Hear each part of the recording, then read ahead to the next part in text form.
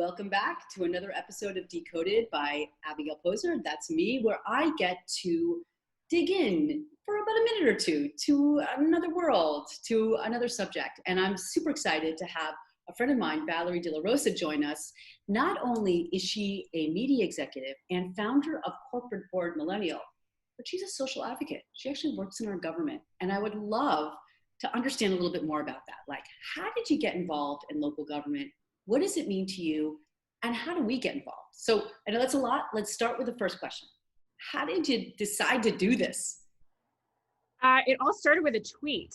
I saw a tweet from now Council Speaker Corey Johnson, who was and still is the City Council member for City Council District 3, about a participatory budgeting program and being a budget delegate for that. So that was really my first step. I certainly didn't start serving on the community board as my first involvement, but I just was curious about the city and I got to know more about it. And the more I learned about it, the more that I wanted to have an impact on it.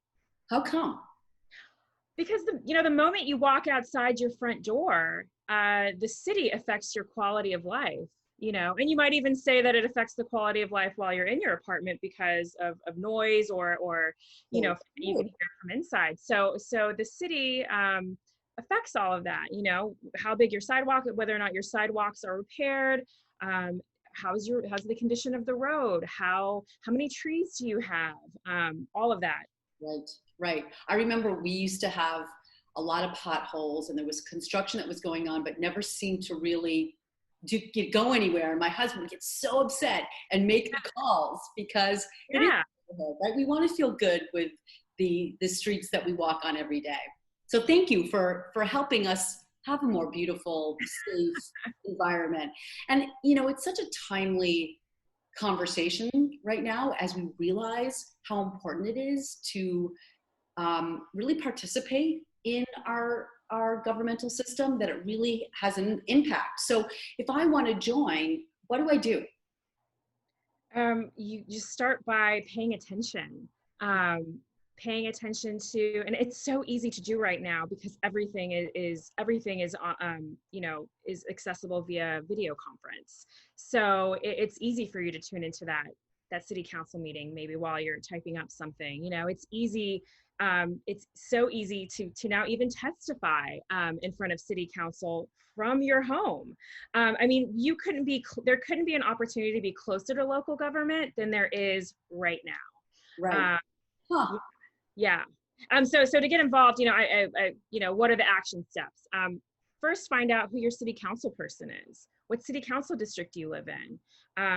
Their office is a great resource, a great first stop resource for your questions. And there are great people working in those offices to help direct residents just like you. Find out what community board you live in. It's a different district. It might comprise some of the same, some different neighborhoods. And your community board is a place that's a forum for the public to come together and have their issues raised. While the community board doesn't issue any regulatory opinions, they do issue advisory opinions in the form of resolutions that are then sent on to the mayor, to different city commissioners and city council people regarding specific pieces of legislation and response, as well as proactively pushing for different initiatives and changes. So I would say those, and then your elected officials at the state level and even at the federal level, they have local offices and they have really great people that serve as liaisons to the community boards that are going to be responsive specifically to your need because they are for your area. Right. So those are some of the strongest, some of the ways to have some of the strongest ties. Easiest access. As you can hear, I live in Manhattan. I live in the city. Yeah. I hear the sirens, and I know you live in the city too. So what is the district that you're in? So I live in the West Village, which is City Council District 3. And then that's within Manhattan Community Board 2 is a separate district. So, and I sit on I was appointed to Community Board 2 by the Manhattan Borough President's Office. So when I speak about my experience here, I am speaking on behalf of myself and not on behalf of the board. So I had to put that in there. Yeah. Disclaimer taken. So because you have a variety of experiences, professional experiences, personal experiences.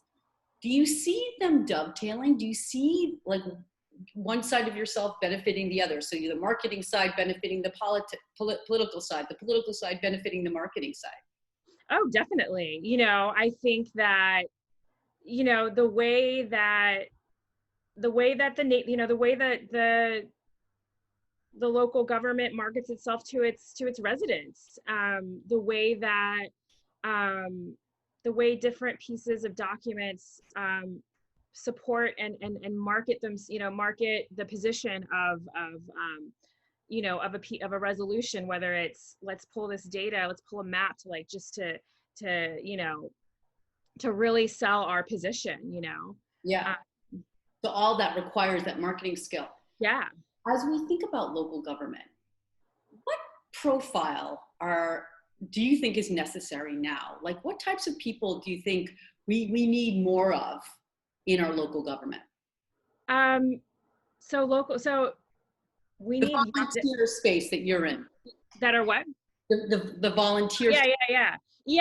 Okay, good. Yeah, I wanted to make sure that yes, this is a non-salaried. The community board position is a non-salaried position, but they are held to the Office of Ethics Code of Conduct. Yeah. So same as any city council person or the mayor. And so what we need is we need more young, diverse voices. We need the people who are appointed to the community boards to reflect the people who live in that district. So, you know, recently, I know within the Manhattan community boards, a lot of data is pulled as to that type of profile. And the one statement that they came out with is that community boards need more young Hispanic renters. And, which, hello, that is me. I am a Hispanic millennial who rents in the West Village. So I felt as though I checked that box. So, but we do need more young. You know, it is a time commitment. You know, it's definitely a time commitment. But it's worth it to be able to try to leave something and leave a place better than how you found it. So that really what really guides me. Wow, what a nice sentiment to end our awesome interview. Yeah. Like we're put on this earth to make it a little bit better. If you can make it a lot better, even better. But like, and we all have an opportunity to do that, whether it's through local government or other means. But Valerie, you do it through the local government. So thank you so much for all of your efforts in helping the city to be a more peaceful, more beautiful place. Thank you for joining us, and I look forward to seeing all of you on our next episode. Bye. Bye.